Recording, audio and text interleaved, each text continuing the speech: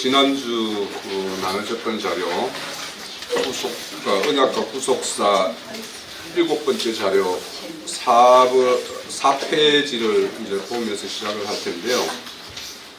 오늘 먼저 말씀을 찾아볼 내용은 신명기 33장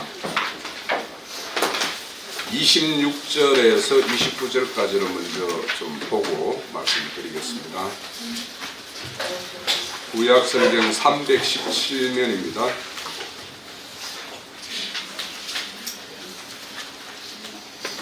자, 26절이요.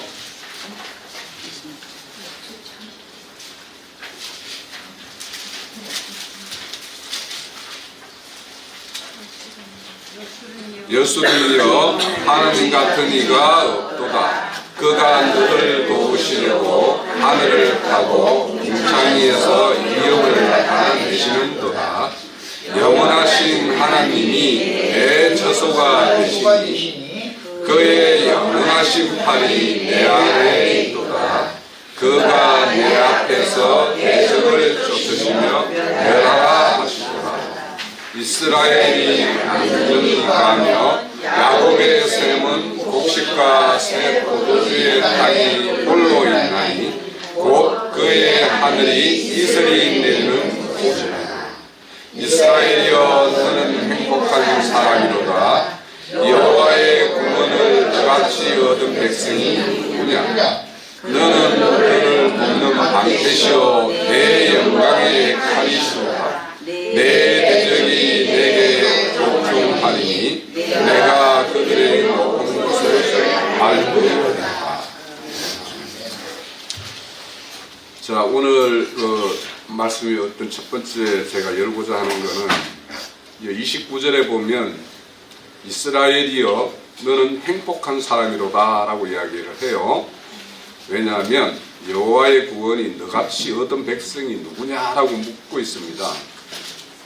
자, 우리 각자가 지금까지 주님의 길을 따른다라고 뭐 수년, 수십 년을 이렇게 이제 교회 생활을 했는데 내가 얻은 우리 자신들이 각자가 얻은 그 구원이 다른 사람들과 뭔가 차별이 되는 그런 구원이라는 것에 대해서 스스로 이렇게 인정을 하고 있는지.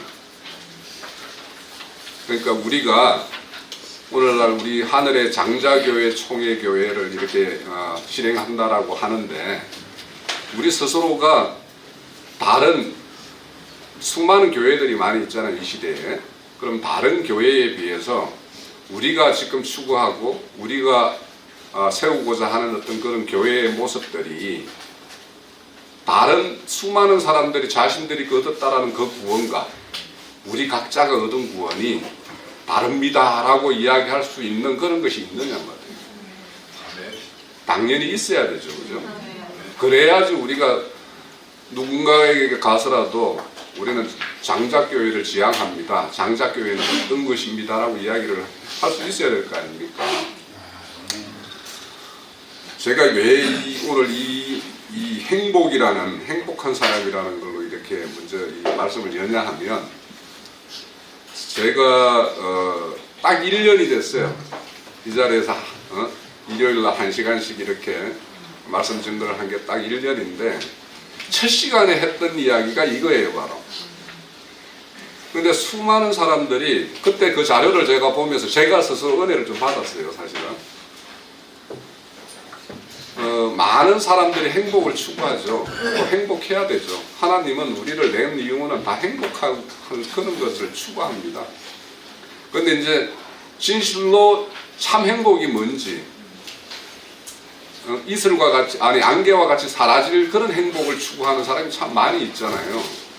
그런데 우리는 그런 행복을 추구하는 것이 아니라 눈에 보이지도 않고 뭐 이렇게 하다 보니까 다른 사람이 보면은 이 믿는 사람들의 어떤 생활이나 이런 거 보면은 그런 사람들 눈에 보면 좀 비실비실하고 뭐 오히려 뭐 생기도 별로 없는 것 같고 이렇잖아요. 오히려 이런 날 추운 날 그래도 저 어디 양평 가가지고 용평 가가지고 스키도 한번 타고 이래야지 뭔가 살아있는 것 같고 이런 건데 그 사람들 눈에는.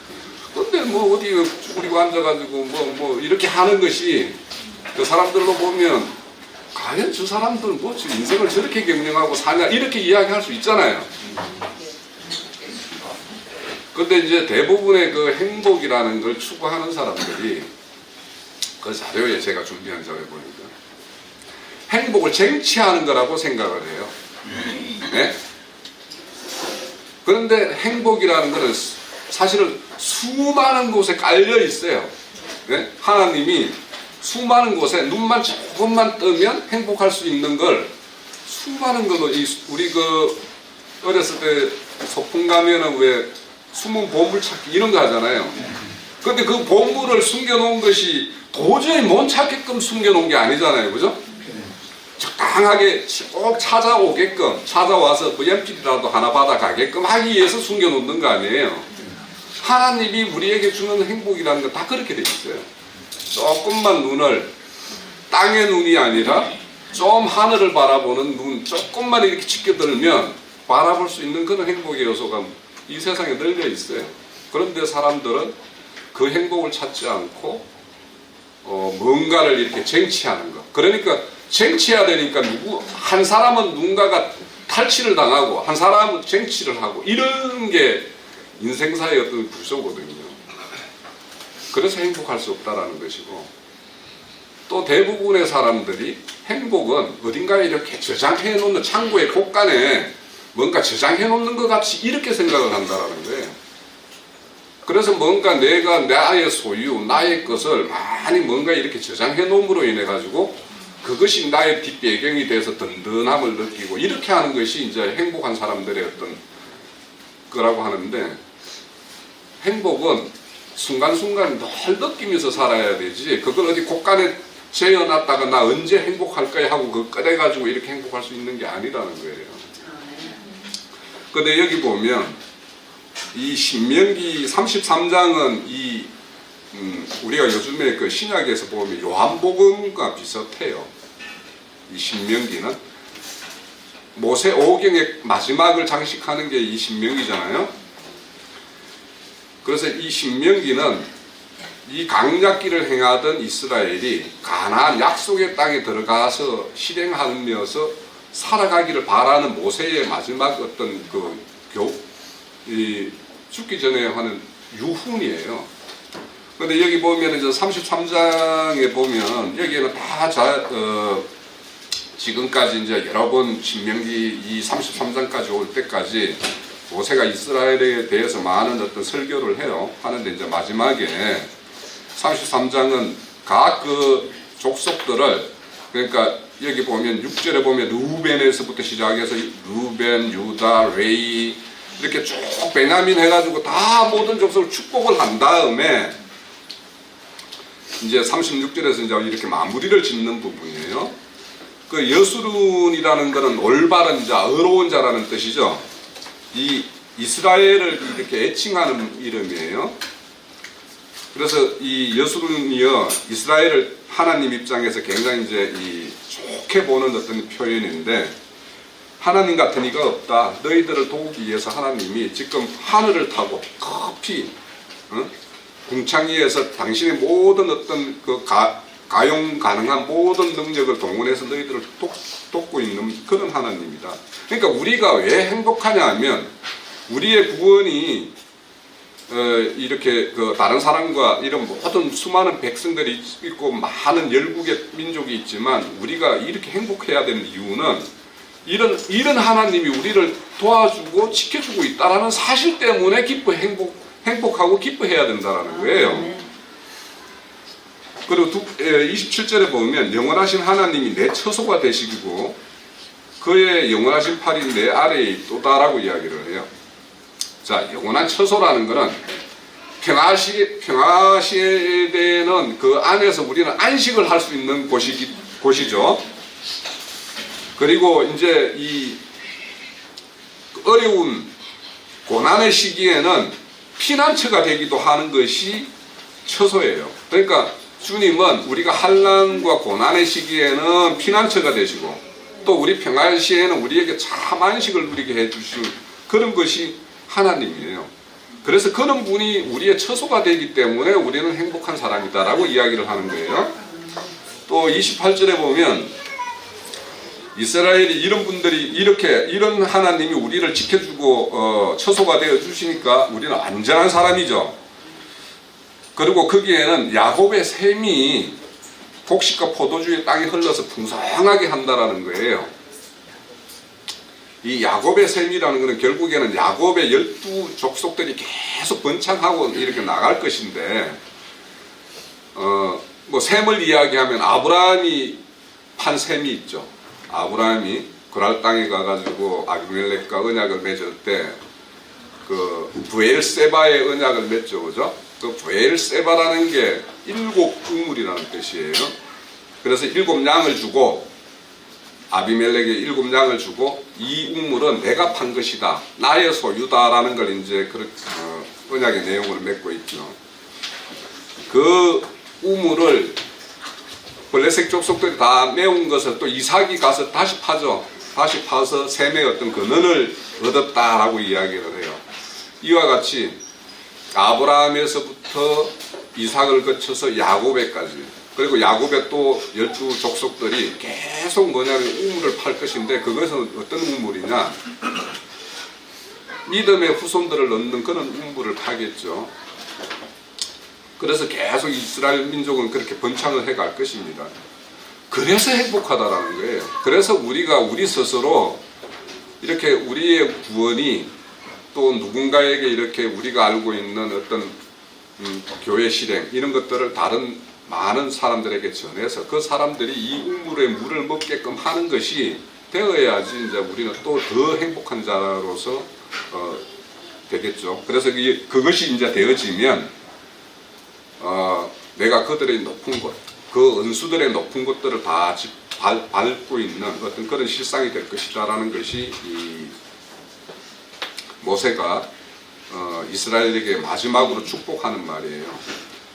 그래서 우리도 이와 같이 우리가 얻은 이 구원, 우리가 실행하고 있는 이 교회의 어떤 모습들, 이런 것들이 참 행복자로서 나도 여기에 동참하고 있다라는 것에 대해서 뭔가 자긍심도 있어야 되고, 뭔가 자존감도 있어야 되고, 그럴 줄로 믿습니다. 근데 이제 여기 보면 이제 이 행복한 사람이라는 것은 결국에는 복받은 자거든요. 그는 복받은 자인데, 성경에는 창세기에서부터 계시록까지 복에 대한 이야기를 하고 있어요. 그런데 이제 많은 곳에서 복을 이야기하고 있지만, 이걸 보면서 제가 계시록에서 마지막 책에서 우리에게 알려주는 복이 어떤 것인가를 좀 이렇게 찾아봤어요. 우선 계시록으로 가가지고 한번 쭉 찾아봅시다. 왜냐하면 우리가 참 복이라는 것이 이 계시록의 마지막으로 우리에게 복을 계시해 주는 것이 끝이잖아요, 끝. 네? 그래서 그 복의 모양을 우리가 알면 앞에서 수많은 어떤 복에 대한 이야기가 있지만, 우리의 끝맺음은 어떠해야 하는지에 대한 것을 우리가 좀 알 수 있을 것 같아요. 그래서 우리가 끝이 좋아야 되잖아요, 끝이. 그래서 계시록에서 계시해주는 복을 좀 한번 찾아볼게요. 계시록 1장 3절이요.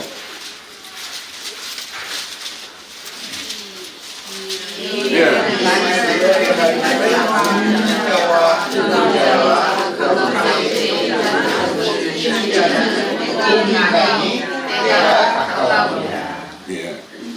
여기 보면 이제 계시록에 보면 이 예언의 말씀이죠. 요한의 어떤 하나님께서 계시해 준 어떤 계시의 말씀인데, 이 예언을 말씀을 읽는 자와 듣는 자가 복이 있다라는 거예요. 읽는 자와 또 그 가운데 기록된 것을 지키는 자가 복이 있다라는 거예요. 또 계시록 14장에 가볼게요.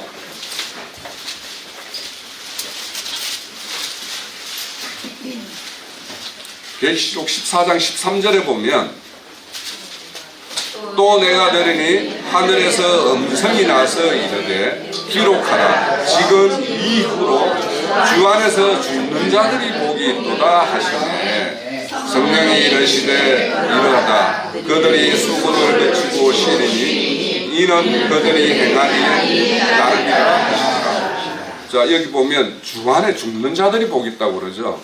예? 그러니까 주 안에서 주의 일을 위해서 자기의 어떤 그 목배임을 받는 자, 그러니까 우리가 앞서서 이렇게 보면 하나님과 그 가진 증거, 하나님의 말씀과 그 가진 증거로 목배임을 받는 자들이 있죠. 그 사람들이 첫째 부활에 참여하게 되죠. 그래서 이와 같이 우리가 주 안에서 죽는 자가 복이 있다라는 거예요. 예?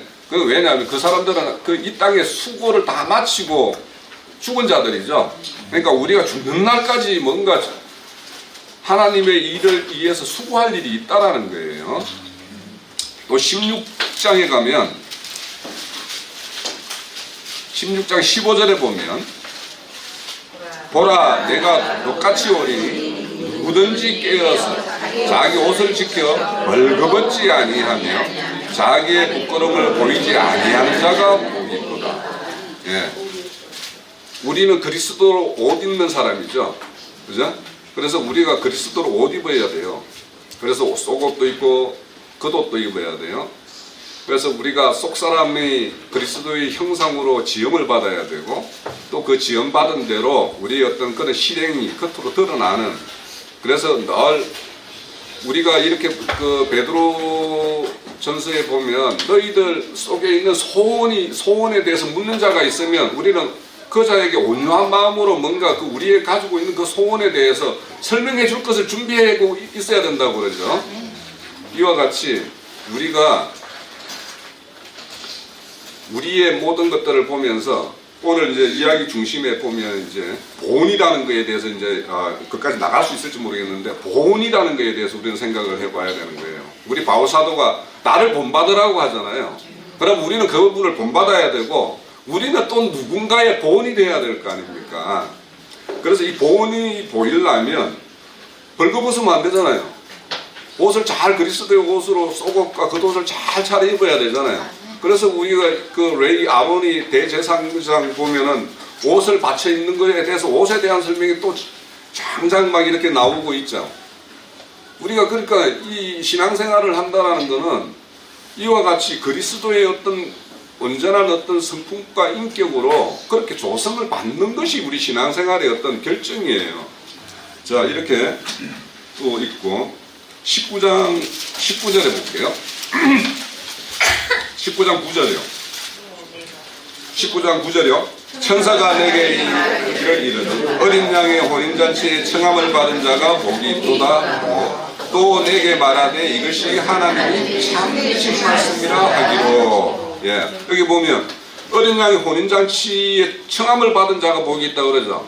우리 반드시 어린 양의 혼인잔치에 신부로서 거기 참여가 돼야 되죠. 예? 거기 보면은 뭡니까? 들러리로 참여하는 사람들이 있죠. 네? 그러니까 기름과 등을 준비하지 못하면 신부성에 여기에 참여할 수가 없잖아요. 나머지 그것이 준비가 안 되면은 잘하면 들러리예요. 네. 그래서 이 혼인잔치라는 것은 창세기 우리 2장 24절에 한 남자가 부모를 떠나 한 여자를 만나서 한 몸을 이루는 것이 이야기하고 있죠. 그 한 남자가 예수죠. 우리는 한 교회로서, 교회의 한 지체로서 그 한 몸을 이루는데 참여해야 될 거 아닙니까? 그것이 결론이 계시록 19장 9절에서 다시 언급되고 있는 거예요. 자, 또 20장, 계시록 20장 6절에 가면 첫째 부활에 참여하는 자들이 복이 있고 거룩하도다 이렇게 돼 있어요. 자, 우리가 첫째 부활에 참여하지 못하면 그 수고가 이 땅에서 우리의 어떤 신앙의 어떤 결과가 그렇게 영화롭지 못한 것이 되죠. 네? 그래서 우리는 첫째 부활에 참여하기 위해서 이 첫째 부활에 참여하는 사람들의 어떤 조건이 있어요. 4절에 보면 하나님 말씀 때문에 목배임을 받거나, 그죠? 또 짐승과 그 우상에 경배하지 아니하고 손과 이마와 손에 짐승의 표를 받지 않은 자들이라고 딱 되어 있어요. 그러니까 우리가 정신사상이나 손이라는 것은 어떤 그런 어떤 자기 가지고 있는 어떤 진리 지식대로 어떤 실행을 하는 부분을 말할 수 있을 건데, 우리가 어떤 정신사상이 짐승의 사상을 가지고 있으면 이 첫째 부활에 참여 못 하잖아요. 그러니까 우리가 지금 오늘 우리가 지금 나누고 있는 것이 구원인데, 이루어가는 구원에 대해서 설명을 하고 있는데, 우리가 온전한 구원을 이루지 못하면, 짐승의 사상을 우리 속에서 완전히 제하지 못하면 여전히 짐승의 사상을 가지고 있고 하나님의 사상을 가지고 있는 어떤 이런 혼합된 사상을 가지고 있으면 첫째 부활에 참여할 수 없잖아요. 그래서 온전한 어떤 구원을 이루어 가야 되는 거예요. 그래서 첫째 부활에 참여하는 자가 복이 있대요. 자, 22장 7절이요.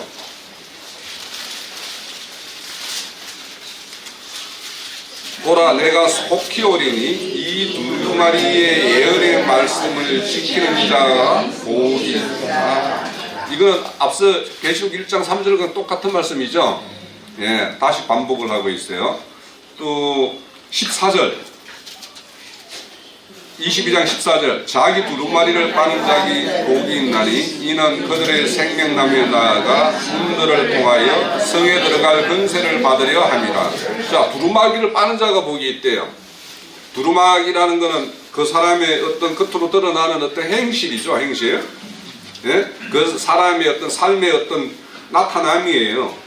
그래서 우리가 이런 것들이 우리가 거룩한 백성이고 하나님의 어떤 속한 자라면 누군가의 본이 되어야 되는데, 그 본이라는 것에 대해서는 우리가 각자가 생각을 해보면 돼요. 이것이 과연 교회의 덕이 되고 하나님의 나타나는 어떤 그 역할을 하는 것에 합당한 것인지 아닌지. 그래서 오늘 이 한 7가지 그 말씀을 이렇게 찾아봤는데, 우리가 계시록의 이 축복된 복이 어떤 것인지를 좀 알면 우리가 궁극적으로 우리가 지향점이 있죠. 지향점이 이렇게 좀 각자 안에 이렇게 세울 수가 있을 것 같아요. 그래서 오늘 그 행복자라는 걸 말씀을 전가하면서 이것에 대해서 한번 나눠봤습니다.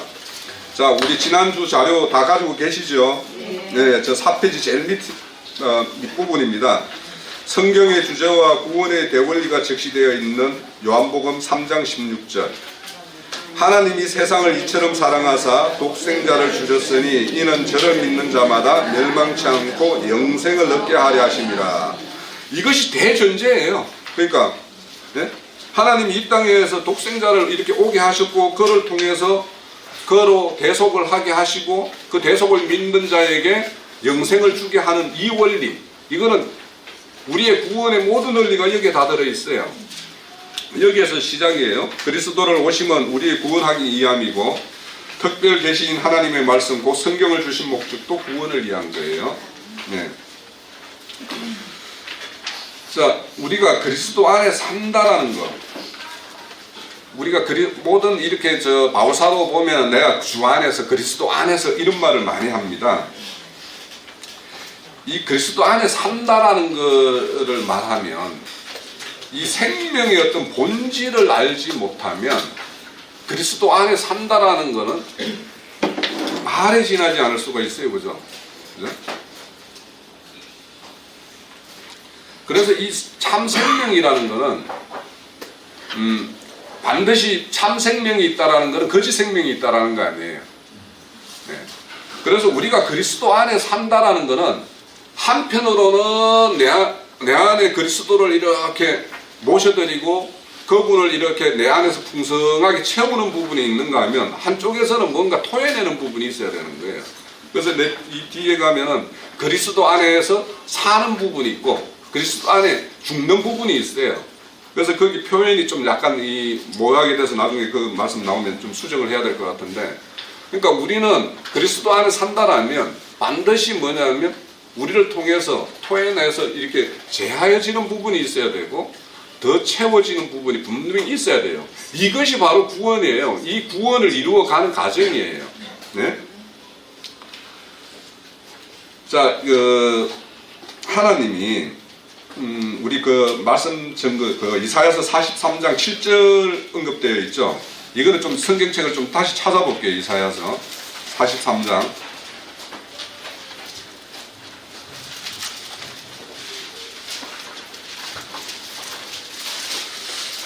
이 3장 43장 1절에서 7절까지를 좀 한번 쭉 볼게요. 야곱아, 너를 창조하신 여호와께서 지금 말씀하시느니라. 이스라엘아 너를 지으신 말씀하시느니라. 너는 두려워하지 말라. 내가 너를 구속하였고 내가 너를 진행하여 불렀나니 너는 내 것이라. 내가 물 가운데 지날 때에 내가 너와 함께할 것이요 강을 건널 때 물이 너를 침몰하지 못할 것이며 내가 불 가운데 지날 때도 타지도 아니할 것이요 불꽃이 너를 사르지도 못하리니 대저 나는 여호와 내 하나님이요 이스라엘의 거룩하니요 내 구원자이니라. 내가 애굽의 너의 소량물로 구스와 스가를 너를 대신하여 주었노라. 내가 내 눈에 보배롭고 존귀하며 내가 너를 사랑하였으며 내가 내 대신 사람들을 내어주며 백성들이 내 생명을 대신하니 두려워하지 말라. 내가 너와 함께하며 내 자손을 동쪽으로부터 보내하고 또 서쪽으로부터 너를 모을 것이며 내가 북쪽에 이르기를 내놓으라. 남쪽에 이르기를 가두어 두지 말라. 내 아들을 먼 곳에서 이끌며 내 딸들을 한 끝에서 오게 하며 내 이름을 부르는 자 곧 내 영광을 위하여 창조한 자를 오게 하라. 그를 내가 지었고 그를 내가 만들었음이라. 네. 자료에는 언급된 것은 7절 한 절만 이렇게 언급되어 있는데 이사야 43장 이 금방 읽었던 부분은 참 늘 이 부분을 읽을 때마다 참 우리의 어떤 그런 안위가 이렇게 하나님께서 살피시고 이렇게 보호한다라는 것에 대해서 참 안식이 되기도 하고 또 우리의 어떤 구원을 위해서 누군가는 불쑤시개로 깜으로 이렇게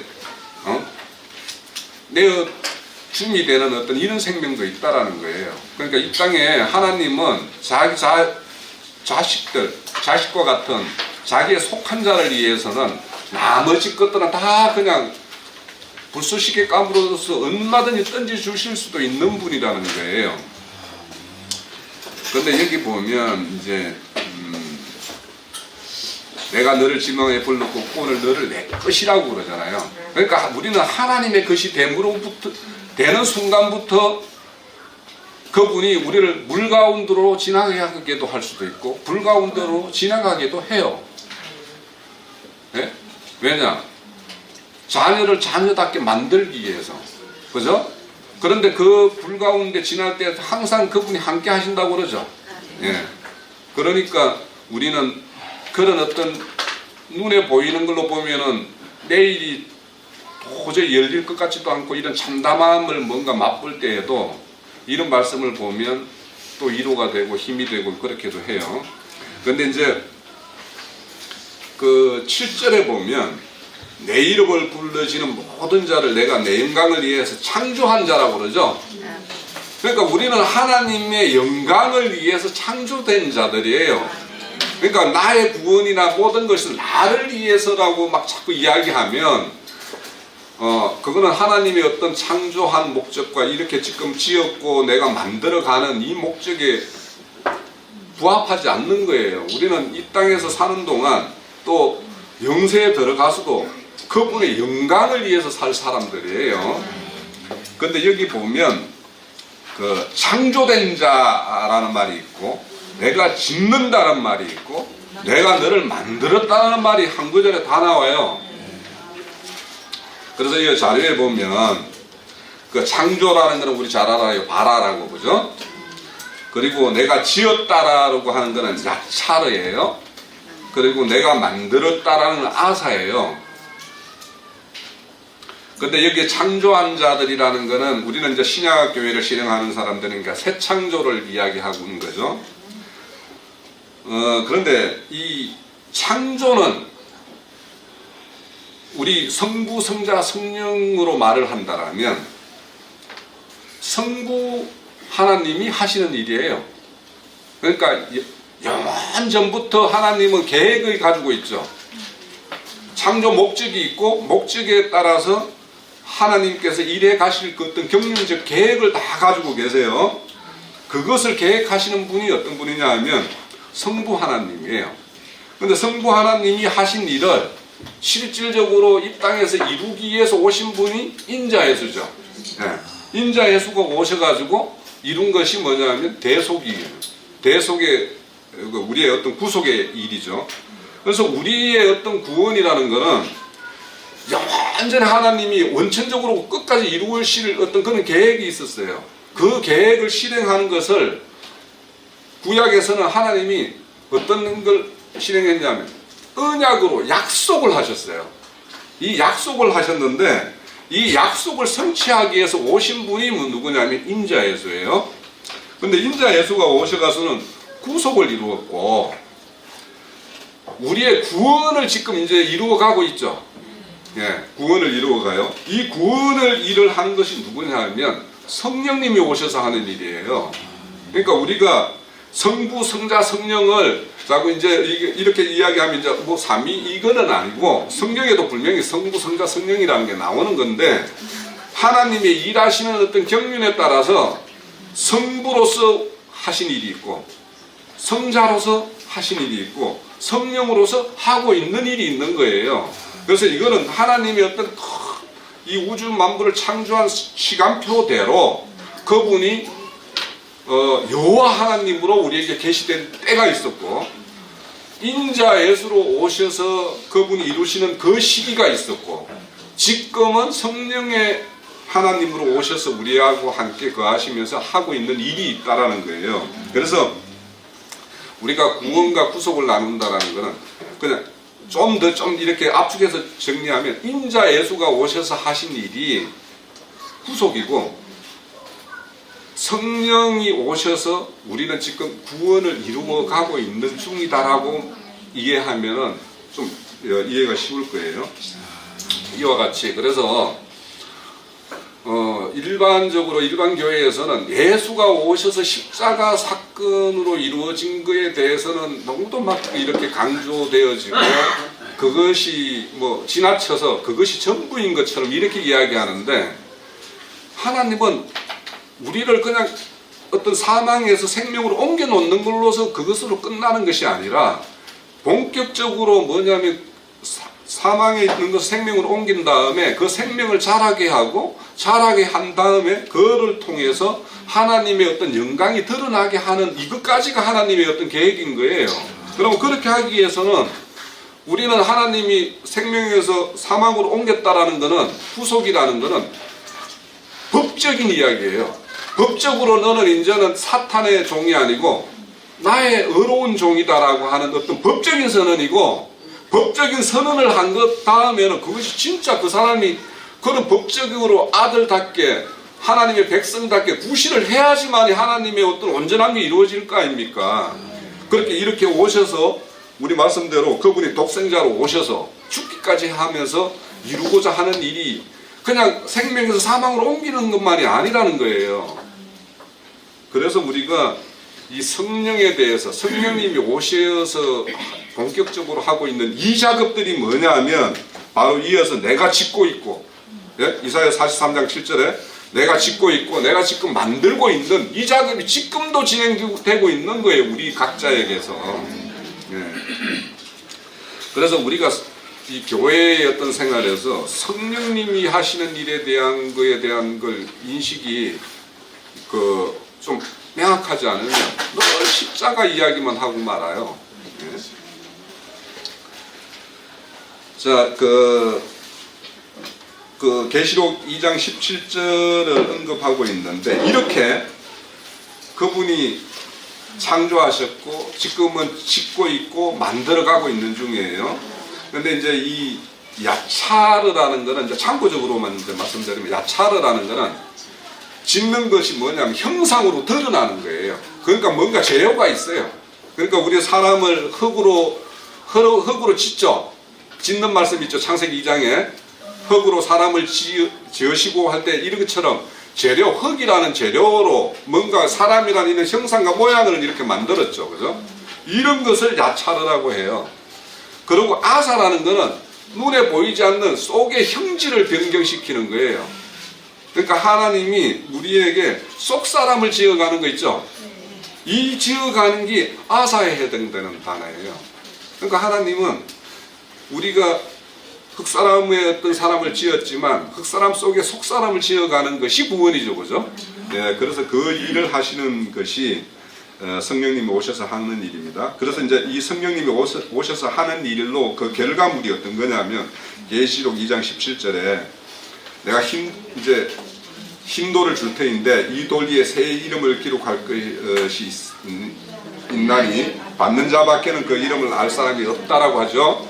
자, 이 새 이름을 짓는 거, 새 이름 우리가 지난주에 그 뭐 아브라함이 되는 어떤 이야기나 사라가 되는 이야기에 대해서 이야기했는데 이것이 다 새 생명으로 나는 것을 말하고 있죠, 그죠? 네. 그래서 이 새 생명이 난다라는 것은 새 생명으로 완전 치어가고 있는 중이에요. 이것이 이제 구원입니다. 자, 그래서 여기에 보면 흰돌을 줄 테니인데 그 이름을 기록한다라고 이야기하는데 이게 이제 제가 이제 유대인들이 바라보는 뭐 예수 막 이런 거 관련돼서 이제 그 유대 쪽에 그 근동 지역에 있는 이제 책들을 이렇게 보다 보니까 이런 말이 있더라고요. 이 혼인잔치에 우리의 초청받는 자들이, 청함을 받는 자들이 복 있다라고 하고 그것이 참 말씀이라고 이야기했잖아요. 아까 그 계시록 19장 9절에. 그래서 이 혼인잔치에 초청을 할 때, 우리는 요즘에 보면은 청첩장을 돌리죠. 그죠? 이렇게. 왜냐하면 지금 우리는 종이도 있고, 뭐 문자도 뭐 활발하고 뭐 이러니까 얼마든지 청첩장을 내서 이제 이렇게 돌릴 수가 있는데, 그 시대에는 종이라는 게 귀하잖아요. 그래서 하얀 돌에다가 이름을 써서 이렇게 주인이 오늘 우리 집에 혼인잔치가 있다 그러면 당신을 혼인잔치에 초청합니다라는 그 표를 흰 돌에다가 이름을 새겨가지고 이렇게 줬다라는 거예요. 그래서 그 돌을 가지고 있는 자만 그 혼인잔치에 하객으로 손님으로서 이렇게 초청을 받을 수가 있다라는 거예요. 들어올 수가 있다라는 거예요. 그래서 그러니까 이 새 이름을 그러니까 여기에 보면 새 이름을 기록한다고 그러잖아요. 우리는 이 속에 이 새로운 하얀 어떤 돌사람이 있죠. 속에 보석 같은, 우리는 뭡니까 흙그릇 질그릇 속에 보배로운 보물을 가지고 있는 사람들이죠.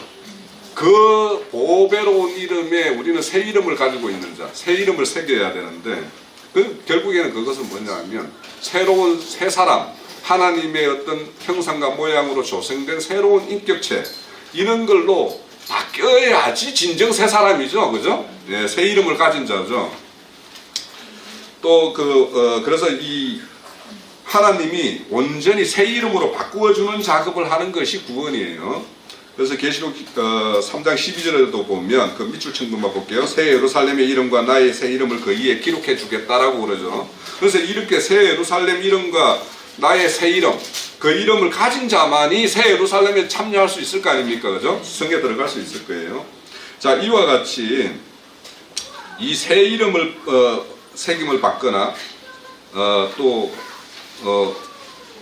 새 이름으로 이렇게 새롭게 인격으로 조성된 이 사람들을 하나님은 그 자들을 통해서 아버지의 상속을 시켜주는 거예요. 그래서 지난주에 우리가 예수님이 이 땅에 오셔서 성천에 대해서 우리가 한번 생각해 볼 필요가 있다라고 내가 말씀을 그냥 지나쳐가면서 이렇게 했던 것 같은데, 우리가 성천을 한다라는 거는 우리가 하늘에 앉아 있죠. 그죠? 하늘에 앉은 자죠. 그죠? 그러면 우리는 성천을 이룬 자죠.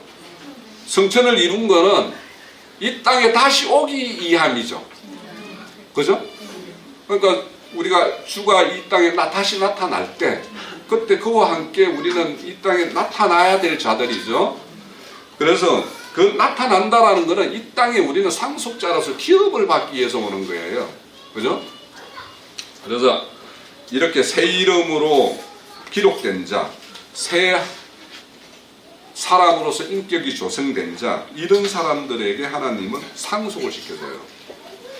그래서 우리는 어떤 이런 상속자로서 결격 사유가 없는 어떤 그런 신앙의 어떤 결과물을 우리는 가지고 있어야 되는데, 그래서 이제 구원에도 우리가 흔히 말할 때 부끄러운 구원이 있고 넉넉한 구원이 있다고 그러죠. 네?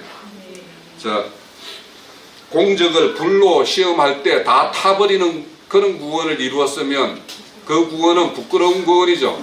계시록 3장에 있는 고린도전서 3장에 언급되어 있는 말씀이에요. 그리고 넉넉히 이기는 구원도 있죠.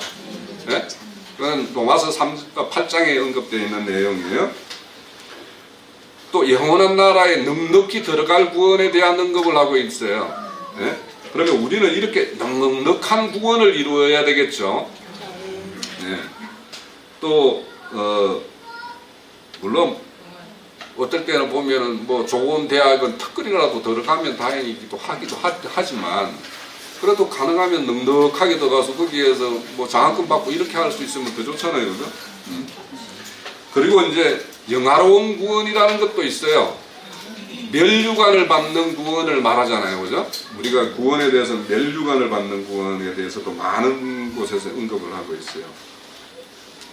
자, 우리가 금방 이사야서 43장을 볼 때 물과 불 가운데로 지날 때도 그분이 우리 타지 않게 하고 불이 우리를 사르지 않게 보호한다고 그랬는데, 자, 이 말씀과 로마서 8장 17절과 연결시켜서 자녀이면 우리는 상속자죠. 네.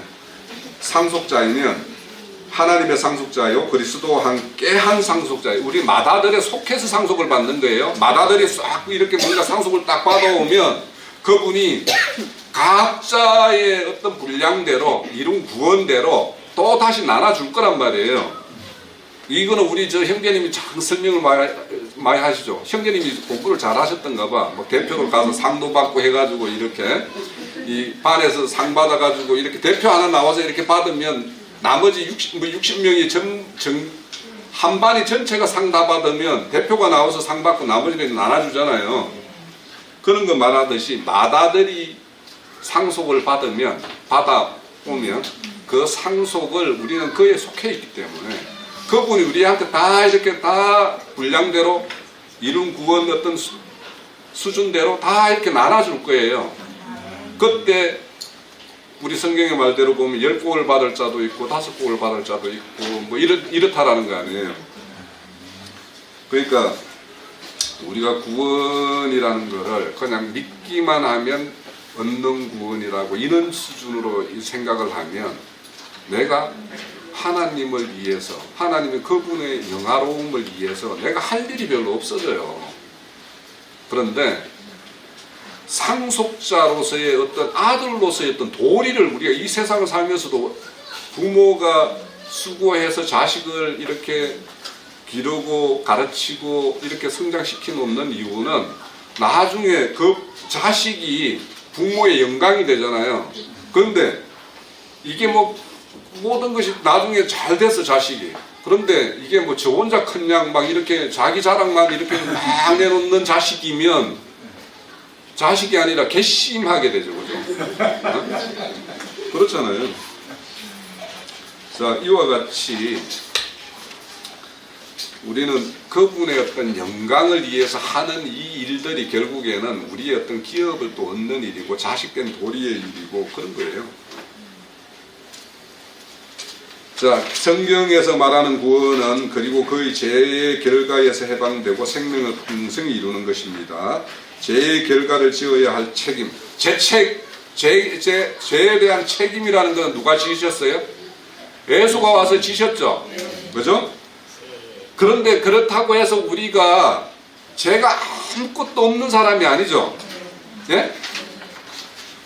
우리는 더럽혀져 있어요. 속은 여전히 죄인의 죄의 속성들을 그대로 가지고 있는 자들이에요. 그거와 관련된, 그래서 죄에 대해서 책임에 대해서는 주님이 오셔서 구속을 이루심으로 인해 가지고 다 책임은 다 탕감이 되었지만 여전히 내 속사람은 죄의 어떤 속성을 그대로 가지고 있는 상태예요. 그래서 이것이 씻김을 받아야 되는 거예요. 그래서 이것이 구원이다. 그래서 이제 그 언급되어 있는 에레미야 30장 10절에서 11절에 보면 밑금 친 부분만 좀 저 밑에 부분만 볼게요. 그 11절만 볼게요. 이는 여호와의 말씀이라 내가 너와 함께 있어 너를 구원할 것이라 너를 흩었던 그 모든 이방을 내가 멸망시키고 그럴지라도 너만은 멸망시키지 아니하리라. 그러나 내가 법에 따라 너를 징계할 것이요 결코 무죄한 자만 여기지 아니하리라. 자, 이들이 바벨론의 이스라엘의 폐악으로 인해서 바벨론의 포로로 잡혀갔죠.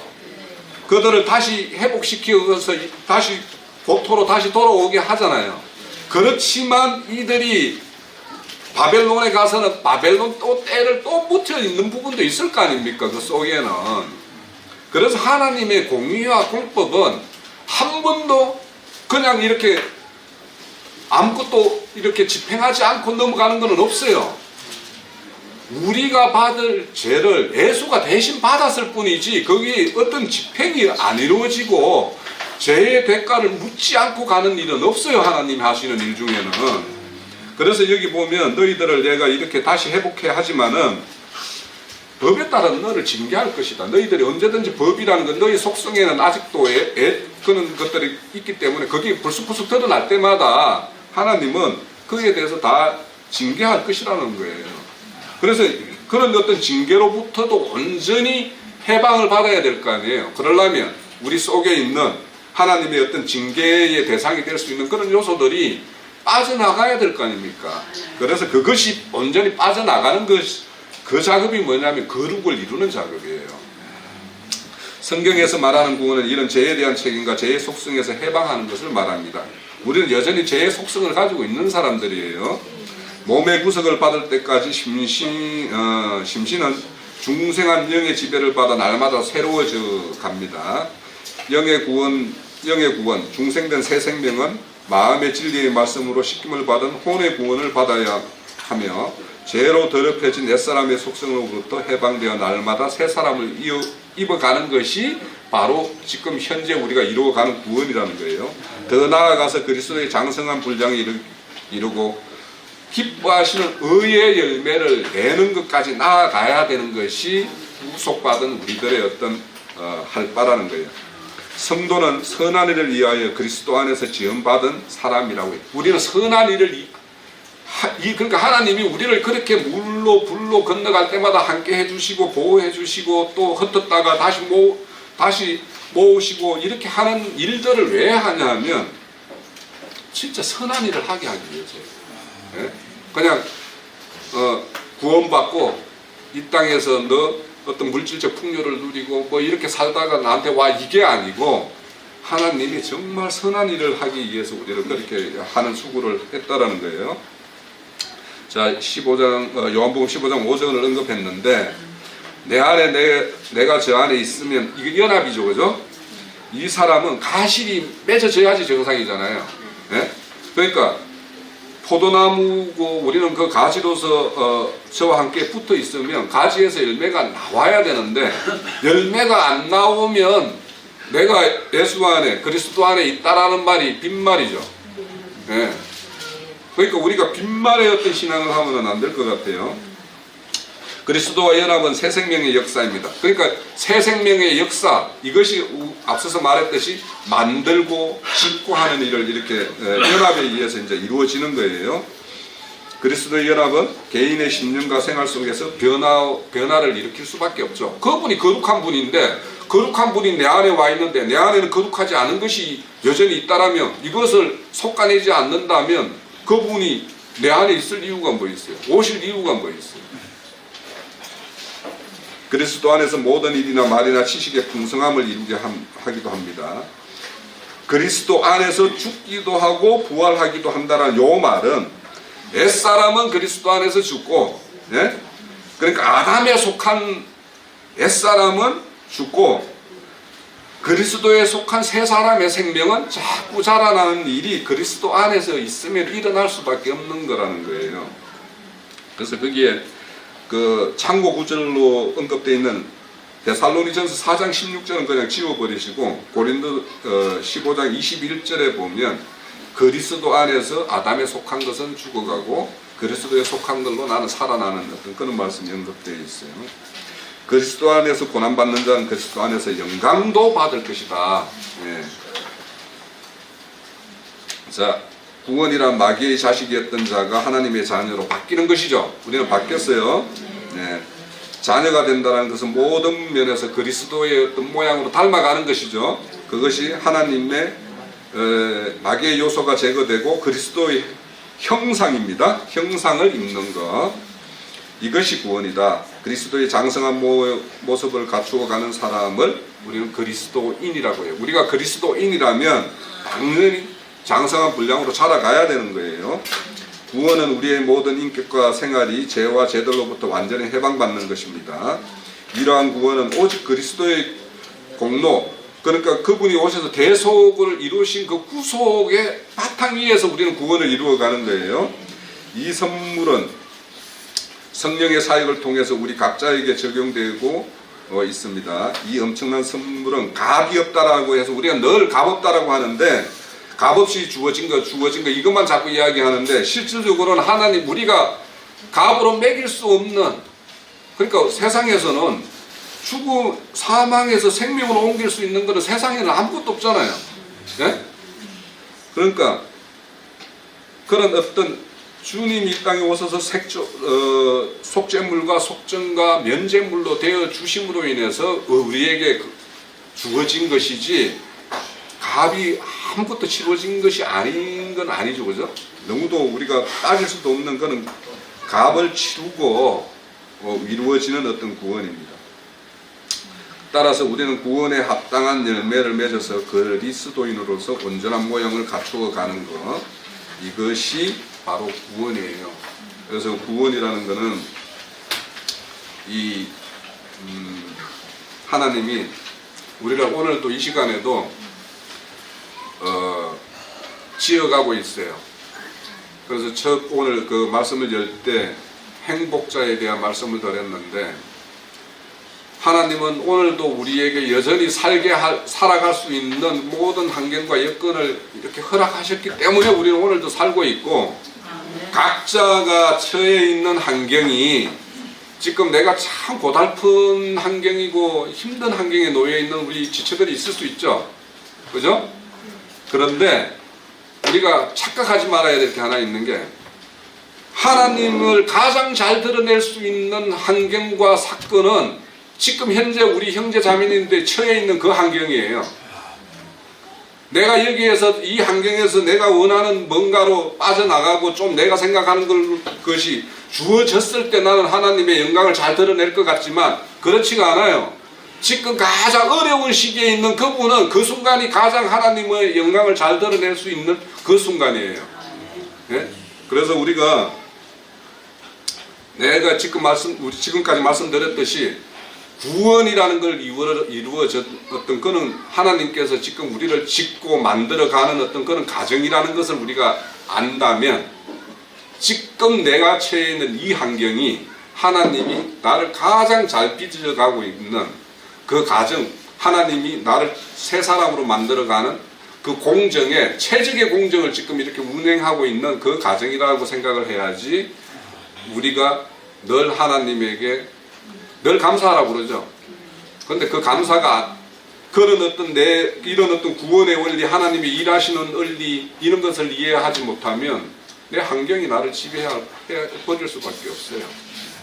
그런데 하나님이 이 순간에 나를 이 어려움 또 아니면은 이 즐거움 가운데 이렇게 있게 하시는 이 순간이, 나로서는 최적의 하나님을 나타내고 영광을 돌릴 수 있는 그런 것이다라는 것에 대해서 한번 인식을 해보시고, 우리가 또 구원에 대해서 오늘 이 순간에도 구원을 이루어 가야 될 거 아닙니까? 그죠? 네. 나머지 장은 또 다음 주에 또 이어서 좀 하겠습니다. 예, 마칩니다.